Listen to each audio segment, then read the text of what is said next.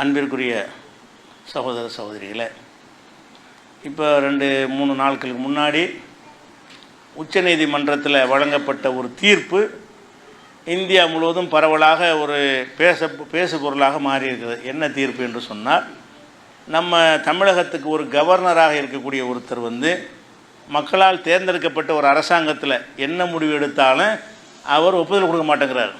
அவர் ஒப்புதல் கொடுக்குறது அவருடைய கடமை. தீர்மானம் பண்ணி சட்டசபையில் தீர்மானம் போட்டு அனுப்புவாங்க, பெண்டிங்கில் வச்சுக்கிடுவார். அதை மாத கணக்கில் அதுக்கு அவர் கையெழுத்து போட்டால் தான் சட்டமாகும். இவங்க என்ன தான் தீர்மானம் போட்டாலும் கவர்னர் கையெழுத்து போட்டால் தான் சட்டமாகும். அப்போ அவர் என்ன செய்கிறாருன்னா, கவர்னராக நமக்கு எல்லா பவர் அதிகாரம் இருக்குதுன்னு நினைத்து கொண்டு தடுத்து கொண்டு வந்தார்.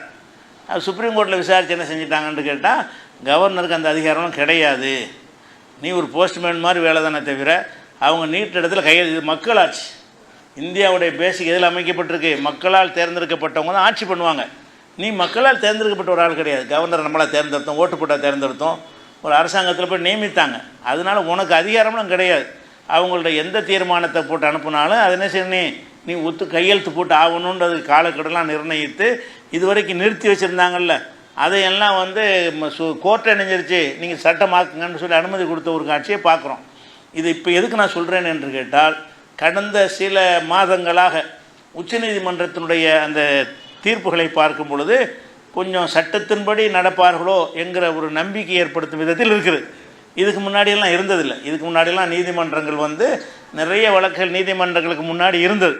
அதெல்லாம் கண்டுக்கல. சிஏஏன்னு ஒரு பிரச்சனையை கொண்டு வந்தாங்க, அதுக்கு எதிராக வழக்கு போட்டாங்க, விசாரிக்கவே இல்லை. இதற்கு முந்தி இருந்த நீதிபதிகள் என்ன செய்யலை, இன்னும் கேஸில் இருக்குது. ரூபா நோட்டு செல்லாத சட்டத்தை கொண்டு வந்தாங்க, அது சரியில்லைன்னு சொல்லி கோர்ட்டில் கேஸ் போட்டாங்க. அன்றைக்கு இருந்த நீதிமான்கள் என்ன செய்யலாத விசாரணைக்கு எடுத்துக்கிறல. அதே மாதிரி இவிஎம் அந்த இதில் மிஷின் இருக்குல்ல, எலக்ட்ரானிக் ஓட்டிங் மிஷின், அதில் ஊழல் நடந்துச்சுங்கிற தக்க ஆதாரங்களோடு வழக்கு போட்டாங்க. அதையும் கண்டுகொள்ளாமல் அப்படி மூலையில் போட்டு வச்சுக்கிட்டு ஒரு காட்சியை பார்க்குறோம். அப்போ நீதிமன்றங்கள் நேர்மையாக நடக்கலை. கடைசி நம்பிக்கை நீதிமன்றம் தானே. அரசியல்வாதிகள்லாம் சரியில்லைன்னா லாஸ்ட்டாக நம்புகிற நீதிமன்றங்கள் தான். அப்போ நீதிமன்றங்கள் பாபர் மசூதி தீர்ப்புக்கு பிறகு நம்ம பார்த்தோம்னு சொன்னால், அவங்க நீதியை வழங்கக்கூடிய ஒரு பொறுப்பில் இவங்க இருக்கவில்லை என்பதை பார்க்குறோம். அதில் இப்போதைக்கு வந்திருக்கக்கூடிய தலைமை நீதிபதி செயல்பாடுகள் கொஞ்சம் ஒரு மாறுதலாக இருக்கிறது. இந்த கோயிலெல்லாம் பள்ளியாசெல்லாம் சோதனை பண்ணணும், சிவலிங்கம் இருக்கான்னு சோதிக்கணும், அப்படி இப்படின்னு சீல் வச்சுக்கிட்டு இருந்தாங்க. அதெல்லாம் தடுத்தார். அந்த கேஸ் இவனும் போடக்கூடாது. இனிமேல் என்ன செய்யக்கூடாது, அந்த பள்ளி கோயிலாக இருந்துச்சு, இந்த பள்ளி கோயிலாக இருந்துச்சுன்னு எந்த கேஸ் படுத்தாலும், எந்த வழக்கு கொண்டு வந்தாலும், எந்த சிவில் நீதிமன்றங்களும் அந்த வழக்கை எடுத்துக்கொள்ளவே கூடாதுன்னு சொல்லி நினைஞ்சார். ஒரு அதிரடியான ஒரு விஷயத்தை தீர்ப்பளித்த ஒரு விஷயத்தை பார்க்குறோம். அப்படி நிறைய விஷயங்கள் என்ன செய்கிறாருன்னு கேட்டால், ஒரு நியாயமான முறையில், அதே மாதிரி ஊபியில் புல்டோசரை கொண்டு இடித்ததற்காக, வீடுகளை இடித்ததற்காக வேண்டி அவங்களுக்கு ஒவ்வொரு இடிக்கப்பட்டவர்களும் 10 லட்ச ரூபா கொடுக்க வேண்டும் என்றும், அவருக்கு முதலமைச்சருக்கு ஃபைனை போட்டு கடுமையான முறையில் கண்டனம் தெரிவித்து இதுக்கு அதிகாரம் கிடையாது என்று நெஞ்சார் இப்போதைக்கு உள்ள நீதிமன்றம் தீர்ப்பளிச்சிருக்குது. அப்போ கொஞ்சம் இந்த மாதிரி நீதி வலுவாக நடந்தார்கள் என்று சொன்னால் ஒரு நம்பிக்கை ஏற்படும். நம்பிக்கை இழந்திருக்கிற மக்களுக்கு ஒரு ஆறுதல் தரும் விதமாக எடுக்கிற கேஸில் எல்லாம் அரசுக்கு சார்பாக அவங்க சட்டத்தின்படி தீர்ப்பளிக்கக்கூடிய ஒரு தன்மை இப்போ இருக்கிறத பார்க்குறோம். இதே மாதிரி நீடிக்கும் என்று சொன்னால் இந்த மக்கள் நம்பிக்கை இழந்திருக்கிற மக்களுக்கு ஒரு ஆறுதலாக இருக்குது. கடைசி நம்பிக்கை எங்கன்னு இருக்குது, ஆட்சி அதிகாரத்துக்கு ஒன்றும் சரியில்லை, நினச்சதெல்லாம் சட்டமாக்க பார்க்குறாங்க, சட்டத்தை மதிக்க மாட்டேங்கிறாங்க. அப்படிங்கிற நேரத்தில் என்ன செய்கிறாங்க, அந்த கவர்னர் விஷயத்துலலாம் இது எல்கேஜியான ஒரு விஷயம். இது மக்களால் தேர்ந்தெடுக்கப்பட்ட ஒரு நாட்டில் கவர்னருக்கு என்ன அதிகாரம் இருக்கும்? அந்த காலத்தில் பிரிட்டிஷாருடைய ராணின்னு ஒரு பேருக்கு வச்சுருந்தாங்க. அந்த ராணிகிட்ட கையெழுத்து வாங்கணும் தான் செல்லும்னு ஒரு முறை வச்சுருந்தாங்க. இங்கே ராணி கிடையாது, அதுக்கான ஒரு ஜனாதிபதி ஒருத்தர் வச்சுக்கிறோங்க, அதனால் கவர்னர் வச்சுக்கிறோங்கன்னு சும்மா டம்மி பீஸாக தான் வச்சுட்டு போனாங்க.